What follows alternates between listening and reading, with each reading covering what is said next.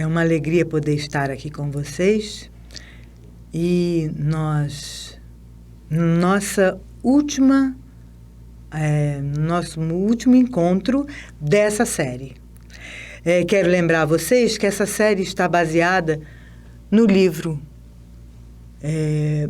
Oficina da Alma, e vocês podem observar e ler, perguntar, sempre através do e-mail do MAP. Vocês podem fazer as perguntas que precisarem, que quiserem. Nós estaremos prontos para responder para vocês. Só que as respostas ficarão para o ano que vem, tá bom? Vocês podem assistir esse programa no site do MAP e no canal do YouTube, tanto no Facebook quanto no canal do YouTube. Uma alegria estar com vocês. Hoje eu quero falar sobre processos obsessivos. A gente falou de morte da última vez e eu falei daquelas pessoas que morrem e seguem para o mundo espiritual e que vão para as regiões sutis, trabalhar todo o material amealhado, toda a experiência amealhada aqui durante o tempo que viveu no mundo físico. Mas tem aqueles que ficam, e que a gente começou a falar sobre isso, apegados àquele corpo físico, que ficam aprisionados, quando não no corpo físico, mas no mundo físico, naquilo que viveu durante a sua estadia no mundo físico. Aquelas pessoas que, por exemplo, se mantêm ligadas à família, muitas vezes até sem perceber que morreram. Ou então, que continuam fazendo exatamente o mesmo trajeto, indo para o seu trabalho e achando tudo diferente, estranhando que os outros não falam com ele, sem entender porquê, se sentindo completamente isolados, abandonados, sem perceber que não tem mais corpo físico e por isso não são vistos. Muitos de nós terão essa experiência não muito agradável.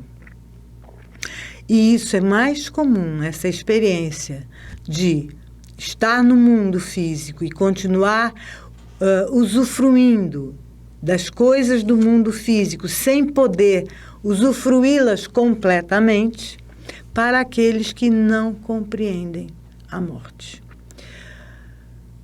Por isso a gente tem que ajudar as pessoas a perceber que a morte aconteceu.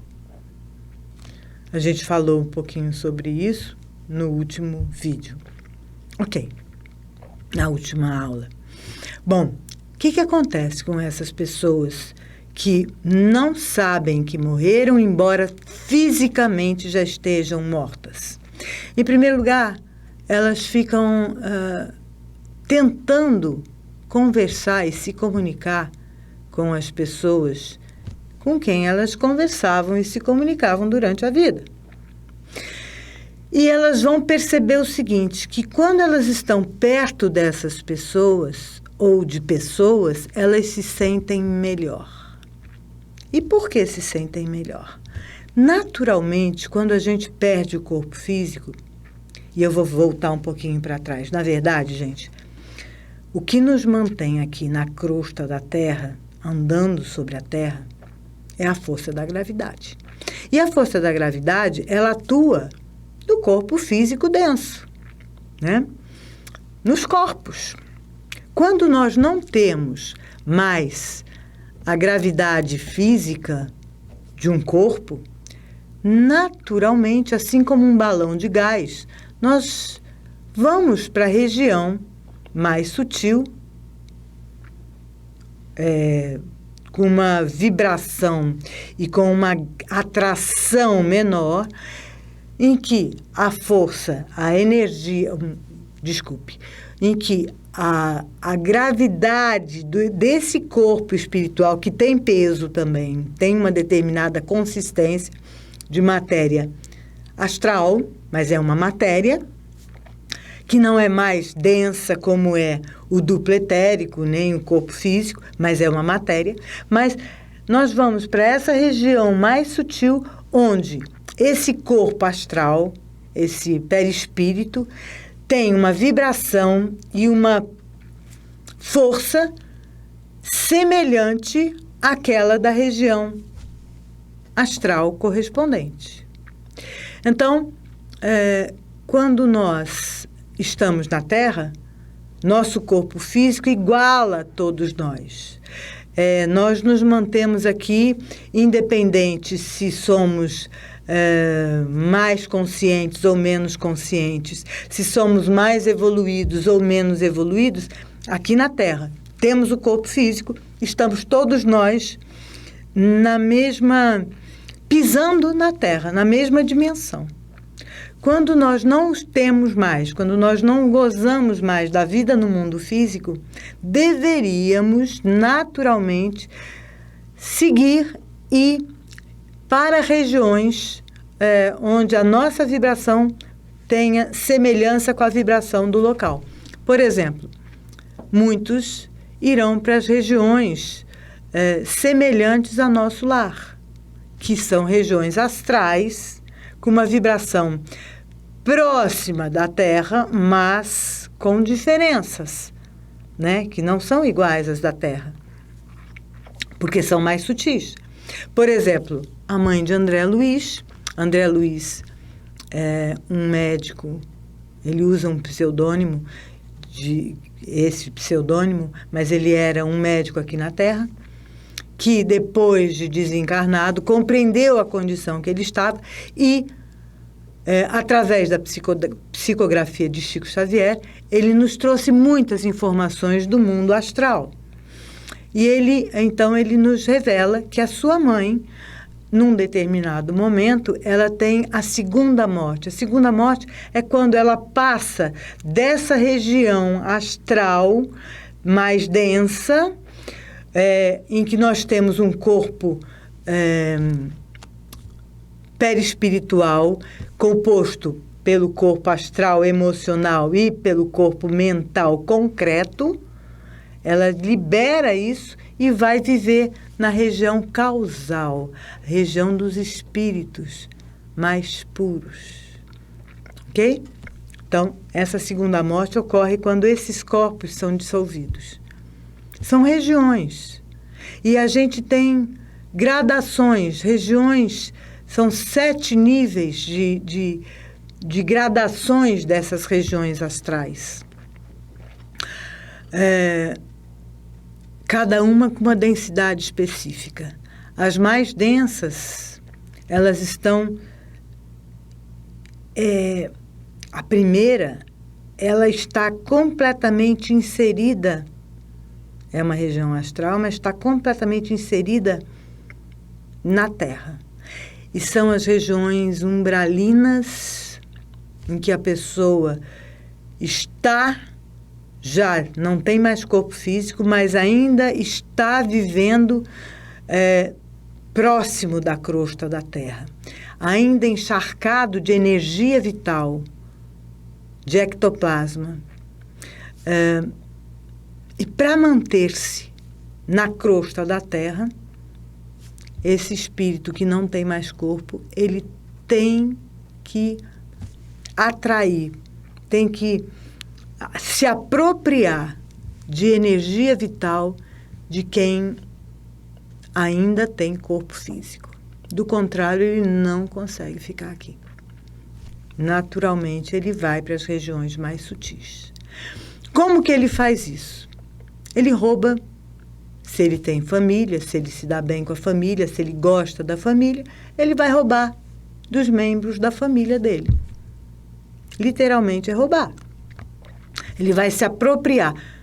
Estou falando mal, né? Porque roubar, dizem que sempre roubar significa um furto com violência. Não, não vai roubar, desculpem.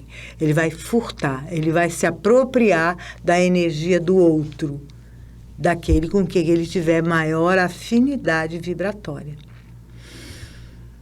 E por amor, muitas pessoas mantém os seus queridos, os seus familiares próximos de si, pensando continuamente nele. Então, ao pensar nele, ele se aproxima e produz mais pensamento ainda nele mesmo, e formando assim uma união entre os dois, bastante coesa, muitas vezes. Difícil, às vezes, até de libertar. Mas é claro, isso tem um preço. Quando alguém que já morreu, um personagem, se aproxima de alguém que tem corpo, ele, além de sugar, ele vai projetar com o seu corpo espiritual, com o seu corpo mental, ele vai projetar os seus pensamentos naquele que tem corpo, naquele familiar ou naquela outra pessoa. Por que ele vai fazer isso? Porque, na realidade, ele está querendo viver, ele não entendeu que morreu. E ele quer viver do seu jeito. Então, é muito comum a gente, às vezes, ouvir: puxa, depois que papai morreu, meu irmão está falando igualzinho a ele, está com as mesmas manias até. Gente, o que aconteceu aí? Exatamente, o papai está perto, está conectado com esse irmão. Está misturando os seus fluidos, o seu corpo espiritual, o seu perispírito ao perispírito do meu irmão, ao corpo espiritual do meu irmão, fazendo uma conexão mesmo. Isso é muito comum, muito comum. Mas seria ótimo se isso não tivesse um preço. O meu irmão começa a sentir, no caso, o exemplo que eu dei, exatamente as mesmas coisas que meu pai sofria. Porque o perispírito dele ainda está adoecido. E, portanto, todas as doenças que ele tinha ao morrer permanecem. Ele não foi para o mundo espiritual para tratamento, então permanecem com ele. Ele mantém na memória dele todo o sofrimento dele. Aí meu irmão, por exemplo, começa a ter dor no coração, ou então começa a beber, sendo que nunca bebeu, ou então começa a fumar, ou começa a falar palavras que a gente desconhecia. Por que eu estou usando só exemplos negativos, gente? Não que seja impossível um espírito mais evoluído, mais consciente aqui no mundo físico, mais presente no sentido evolutivo, permanecer por aqui. Mas é mais difícil, porque naturalmente ele desapega daqui do mundo físico. Ele compreende a sua condição. Ele está... A casca que o aprisionava aqui no mundo físico, que nos aprisiona a todos, né? Tanto o corpo físico quanto o duplo etérico, está mais fina.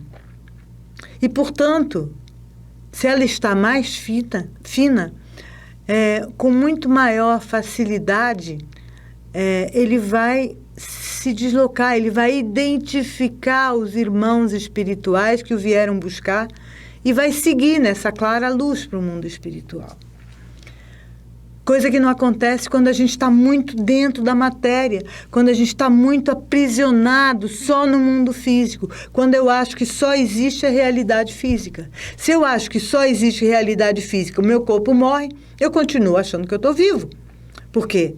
Porque eu não morro, na verdade. Ninguém morre. Ninguém morre.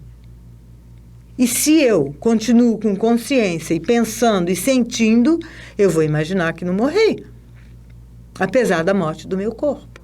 Então, eu vou atuar, eu vou buscar e continuar buscar aqueles que eu amo e fazer exatamente aquilo que eu sempre fiz, mantendo todos os meus desejos, mantendo todos os meus prazeres, todas as minhas dificuldades e as minhas aversões também. Por isso é tão importante a gente liberar esses personagens, esses irmãos, esses amados nossos, esses familiares que já partiram. Geralmente, nas casas espíritas, a gente tem as tarefas, as reuniões de elevação espiritual. Cada casa espírita chama de um jeito. Aqui a gente tem não sei como está na pandemia, desculpem, gente, mas a gente tinha todo um trabalho mensal para aqueles que tinham partido poderem, ascensão espiritual, se não me engano. E, enfim, esse é o sentido, né? Apesar de ser... pode não ser até de todas as casas, mas esse é o que acontece. É uma ascensão espiritual daquelas pessoas. Tem por objetivo que ela compreenda esse estado novo em que ela se encontra. Bom, mas tem aqueles também que, por exemplo, um motoqueiro que, infelizmente, morreu atropelado num acidente na Avenida Nossa Senhora de Copacabana, por exemplo. E aí eu passo perto e começo a olhar e falo, meu Deus, coitado desse rapaz, olha só, nossa, e fico muito compassiva em relação a ele.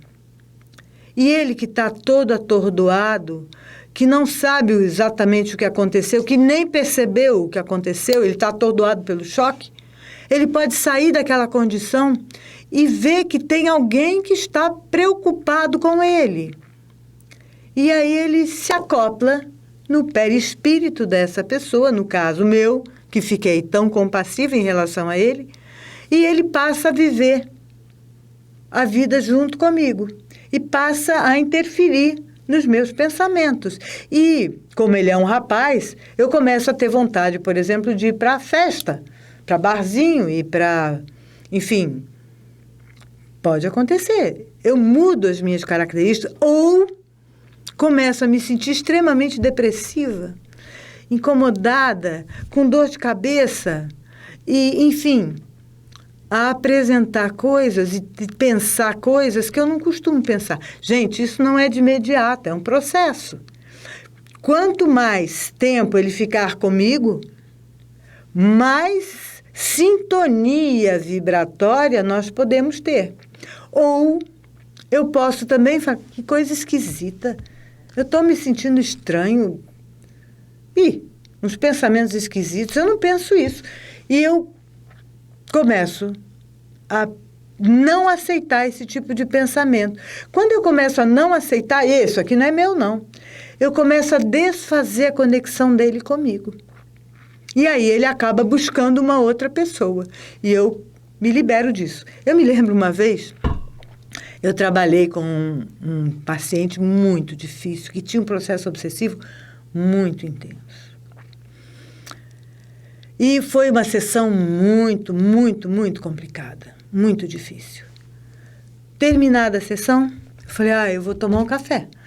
Fechei o consultório, desci para tomar um café. Quando eu cheguei na moça para pedir o café, ela me olhou com uma cara assim, falou qualquer coisa. Eu falei, epa, porque eu estava tranquila. Mas o que ela, provavelmente de forma inconsciente, percebeu? A presença que estava comigo. Eu não havia percebido, eu só tinha sentido aquele mal-estar, aquele peso. Mas aquela presença não tinha interferido nos meus pensamentos. Mas ela identificou de forma inconsciente. Quando eu vi a reação dela falando mal comigo, eu não imaginei que fosse comigo.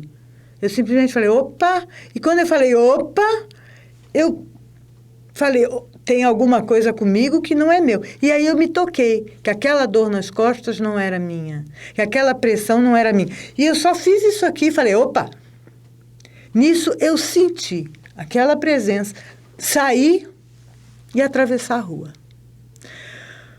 Parece estranho isso, mas não é, gente. muitos de nós sofremos influência, sim, do que chamamos obsessão simples. Essa era uma obsessão simples para mim. Para a minha cliente, não. Mas para mim era. Tanto é que ela rapidamente dissolveu. As obsessões simples, elas são aquelas, como também no primeiro caso que eu dei, do acidente da Nossa Senhora de Copacabana.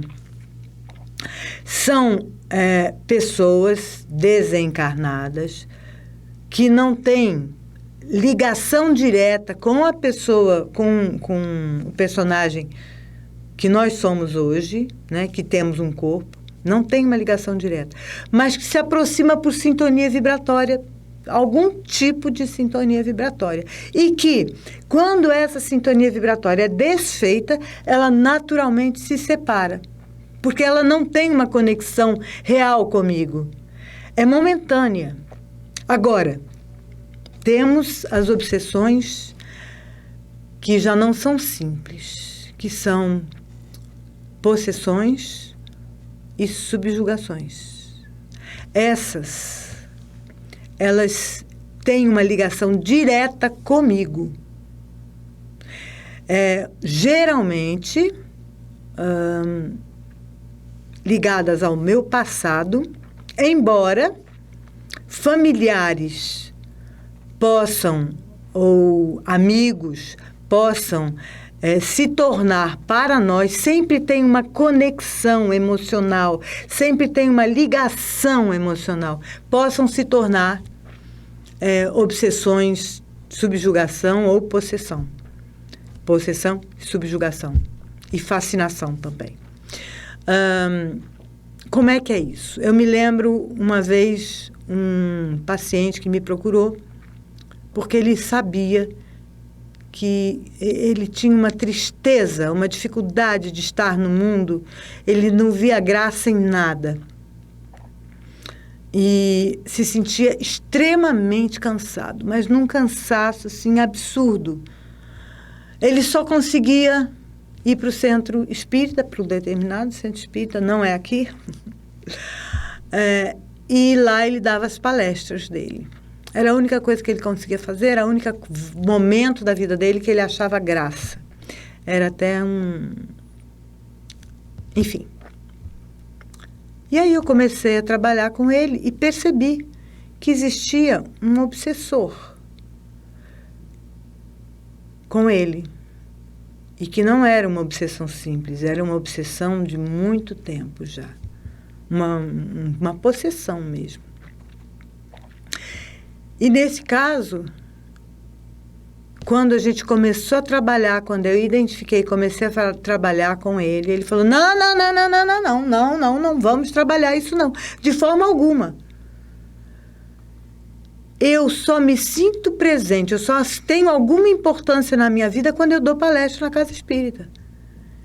Se eu liberar esse obsessor, quem eu vou ser? Não, de jeito nenhum. Então, o que acontece? Ele já estava num processo de fascinação. Esse obsessor já tinha tomado toda a vida dele. Já estava mandando na vida dele. Ele não tinha mais vida pessoal. Ele não trabalhava mais, não conseguia mais trabalhar. Ele não fazia mais nada, a não ser dar vida nos momentos em que ele ia para a casa espírita, para esse obsessor, que falava através dele. Enfim. É muito comum também a gente trabalhar com pessoas que trazem de vidas passadas esses obsessores.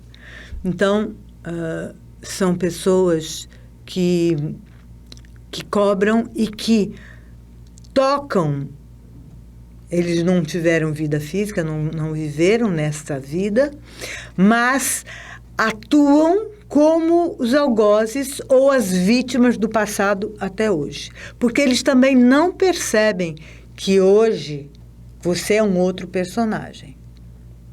Eles continuam vendo na pessoa atual o personagem do passado. Eles se referem ao personagem do passado mas eles não identificam a presença do novo, dessa nova vida. Então, eles reclamam, eles dizem, por exemplo, que fulana o traiu e que fulana ou fulano lhe fizeram mal, sem perceber que fulana ou fulano já não estão mais presentes, já morreram, assim como eles. Como que a gente trata isso? Justamente conduzindo esses obsessores ao momento da morte, ao momento em que eles viveram com aquele fulano, refazemos a história dos dois, né? Revemos o que aconteceu, e aí nós levamos ambos ao momento da morte de cada um, a cada momento, e fazemos com que eles percebam que aquela história já acabou. Cada história tem um drama particular. A gente chega ao drama, trabalha o drama, libera esses dramas e libera esses personagens. Esses dramas se constituem, na vida atual, os engramas, as memórias limitantes que impedem que a pessoa possa prosseguir. Sempre que a gente encontra um obsessor, do passado, a gente tem também, como a gente chama, um pseudo-obsessor, que é o personagem que viveu com ele naquele momento. Sempre que a gente fala de pseudo-obsessor, a gente está falando de uma vida passada do personagem atual. Existem pseudo-obsessores que se comportam, é raro, mas eles se comportam como obsessores. Eles decidem que vão mandar na vida da pessoa atual com a melhor das intenções. Por exemplo, eles podem ter, numa vida passada, um personagem de vida passada teve muito sofrimento. E as coisas, por exemplo, deram muito erradas para ele. Vamos supor que ele era um jovem e guerreiro e que vivia numa comunidade, que eles viviam muito bem ali. E de um dia essa comunidade é invadida. E esse jovem guerreiro, ele não se conforma com isso. E luta até o final. Só que ele acaba sendo, em vez de ser morto, porque ele era muito grande, ele mata muitos, mas os outros eram em maior número dos inimigos, e ele é preso.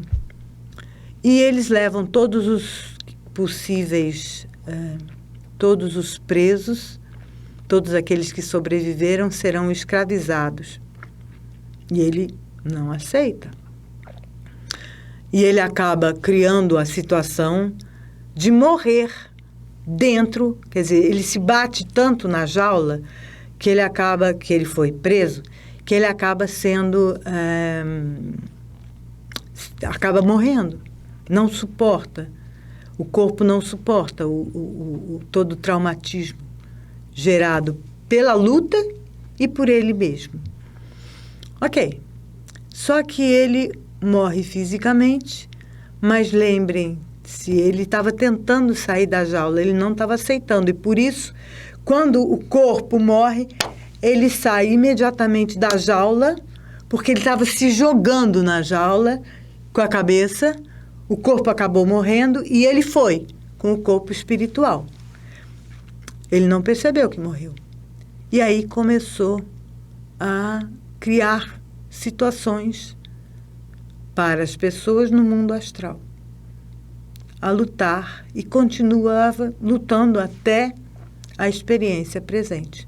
Gente, isso já faz muito, muito, muito tempo. Muitas centenas, talvez milhares de anos. E ele continuava lutando pelos fracos e oprimidos. E toda vez que tinha alguma injustiça, ele se posicionava na frente. Em várias vidas e em vários personagens, até o personagem atual. E no personagem atual, o paciente reclamou que toda vez que existia alguma situação de injustiça, ele perdia o caminho e ele se comportava como um guerreiro. Ele sentia uma aflição, uma raiva crescente, e ele queria destruir tudo. E se ele pudesse, se ele tivesse alguma coisa na mão, que ele entraria às vias de fato. Ele agrediria fisicamente as pessoas. Bom, quando a gente começou a trabalhar, esse guerreiro, que era um pseudo-obsessor, porque foi uma vida passada dele, simplesmente se colocou e disse assim, não, eu não vou sair daqui. Sair daqui significa deixar o fulano à mercê da violência, dessa confusão toda. Eu não vou fazer isso. Era um pseudo-obsessor que se comportava como um obsessor. E a gente teve que conversar, então, com esse pseudo-obsessor bastante, até que ele pudesse, o próprio personagem atual conversou com ele para que ele pudesse compreender que hoje não era mais necessário esse tipo de conduta, que ele podia, e que o personagem atual podia muito bem dar conta da sua vida de outra maneira, com calma, com harmonia, com equilíbrio e sem se embolar nas situações. Quando ele, de alguma forma... E esse personagem atual, então, vem e abraça o pseudo-obsessor, o guerreiro. E nesse abraço, ele como que se entrega e começa a se desintegrar. Só tinha sobrado daquele personagem do passado a fúria, a raiva, a energia de tensão. A alma mesmo já tinha seguido para a luz. E é isso. A gente precisa cuidar desses pensamentos estranhos, e nós só o conseguimos fazer porque o paciente me procurou porque sentia que tinha alguma coisa errada. Sentia que não era possível ele ter tanta raiva dentro dele e reagir de forma tão intensa. Toda vez que a gente estranha o nosso comportamento ou os nossos pensamentos, é bem importante que a gente avalie se não tem uma energia intrusa ali, ou de uma nossa vida passada, um pseudo-obsessor, ou mesmo um obsessor. E todos eles precisam sempre ser ajudados. Nós os tratamos como seres que estão em sofrimento. Sempre. Pessoas, personagens em sofrimento. Então, eles devem ser cuidados, amparados, protegidos e encaminhados para o mundo espiritual, para prosseguir o seu processo evolutivo. Falando em processo evolutivo, eu lembro que todos nós estamos a caminho da luz. Independente do que tenhamos feito, nós estamos a caminho da evolução. Podemos estar um pouco mais atrasados no processo, outros um pouco mais adiantados, mas todos chegaremos lá. Porque essa é a meta. A meta é nos lembrar de quem somos e viver essa perfeição que o Mestre veio nos trazer. O Mestre falou, vós sois deuses, mas vocês esqueceram disso. E vocês conhecerão a verdade, e a verdade vos libertará. Essa é a verdade.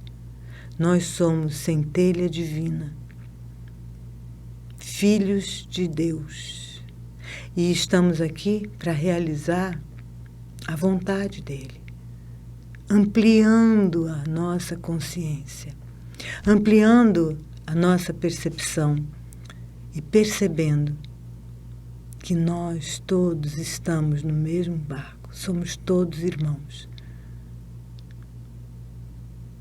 precisando de ajuda, de amparo.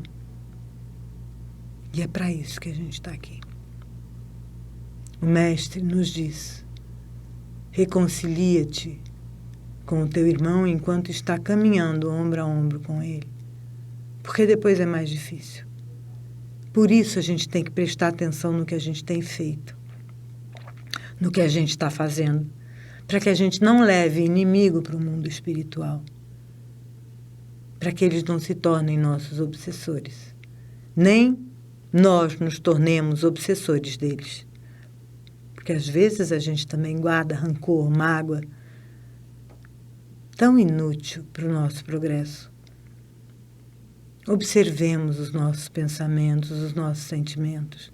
Não nos deixemos cair em tentação, no sentido de nos aprisionarmos na mágoa, na raiva. Se isso acontecer, busquemos a origem disso e dissolvamos isso. Isso, em primeiro lugar, todo sentimento de raiva e mágoa perturba a nós mesmos. Os nossos corações, eles não foram feitos para esses sentimentos de ódio, de raiva, de mágoa. Nós somos feitos para o amor, para amar, para compreender. Nós somos feitos para ampliar, fomos feitos para ampliar os laços fraternos, construindo assim uma única família. Claro, muitos de nós têm dificuldades. Auxiliemo-nos. Se não podemos chegar perto, falar perto, rezemos por aquela pessoa. Oremos por ela. Peçamos que Deus, em cada um de nós, possa nos auxiliar a curar-nos. E eu quero encerrar com uma prece bastante simples, mas que fala dessa onipresença. Pai amado, Tu és onipresente. Tu estás em todos os Teus filhos. Desperta Teu poder de cura em meu corpo, em corpo de todos nós, no corpo de todos nós que estão aqui partilhando esses momentos conosco. Pai amado, Tu és onipresente. Tu estás em todos os Teus filhos. Desperta Teu poder de cura em nossas mentes. Pai amado, Tu és onipresente.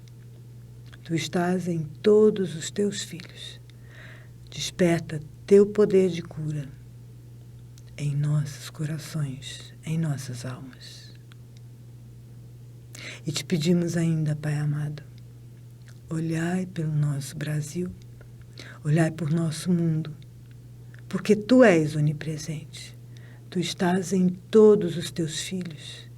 Desperta, Senhor, o desejo da paz, da harmonia em todos os Teus filhos. Que assim seja. Paz e bem a todos. Oi, eu voltei só para comentar uma historinha para vocês e para desejar a vocês um bom ano novo, um bom Natal, mas antes eu quero ler esse trechinho do livro Assim Falava Paramahansa Yogananda. Olhando as estrelas, enquanto passeava certa noite com um grupo de discípulos, o mestre disse: cada um de vocês é feito de muitas estrelas minúsculas, estrelas de átomos. Se sua força vital fosse liberada do ego, do personagem que somos, vocês se tornariam conscientes do universo inteiro. Grandes devotos, por ocasião da morte, sentem a consciência expandindo-se pelo espaço infinito. É uma bela experiência. E eu gostaria de lembrar a todos que, da mesma forma que o Mestre amado veio aqui, há tanto tempo atrás, nos lembrar de quem somos, falar para nossos corações e nos trazer de volta para Deus, lembrar dessa jornada de retorno, para que saíssemos aqui só do mundo físico, onde nos encontrávamos, né, com a consciência apenas limitada ao mundo físico. Eu desejo a todos que esse Natal tão especial, depois de um ano tão difícil e tão, ao mesmo tempo, tão enriquecedor, que todos possamos trazer essa certeza de quem somos, essa luz brilhante em nossos corações, que o Mestre Jesus veio acender em cada um de nós. Desejando a vocês um ano de muitas bênçãos, de muita paz, de muitas alegrias e de confiança. Deus é o timoneiro e o Mestre Jesus nos conduz para o bem, para a paz, independente do que estejamos passando. Não tenhamos medo. Sigamos confiantes, pegando na mão de Deus, na certeza de que Ele vai nos levar para onde devemos chegar. Essa é a finalização desse módulo e o ano que vem estaremos novamente juntos.